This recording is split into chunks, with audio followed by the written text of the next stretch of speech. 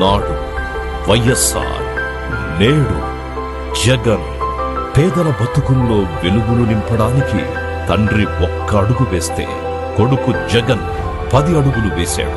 పేదల బతుకులు మార్చాలి, ఆ బతుకుల గౌరవం పెంచాలి, వారిని అందలం ఎక్కించాలి, పేదింటి సంతోషానికి కారణం కావాలి అని కలలు కన్న జగన్ విద్యా వైద్యంతోనే పేదల తలరాతలు మారుతాయని, మార్చాలని నమ్మిన ఆయన తన పాలనలో కీలక నిర్ణయాలు తీసుకున్నారు. 5 ఏళ్లలో బడులు గుడులుగా మారాయి, ఆసుపత్రులు అద్భుతం అనిపించాయి.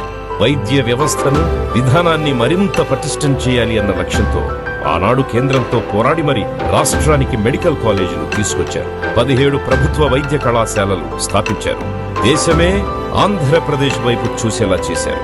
అయితే జగన్ మీద కక్షతో పేదల వైద్యాన్ని పెద్దల కాళ్ల దగ్గర తాకట్టు పెట్టేందుకు చంద్రబాబు ప్రభుత్వం ప్రయత్నం చేస్తోంది. 2-3 సంవత్సరాల్లో 17 మెడికల్ కాలేజీల ఆపరేషన్ చేయాలన్న ఉద్దేశంతో ఈ నిర్ణయం. మెడికల్ కాలేజీలను ప్రైవేటుకు అప్పగిస్తే వైద్య విద్య అనేది మరింత భారం అవ్వడం ఖాయం.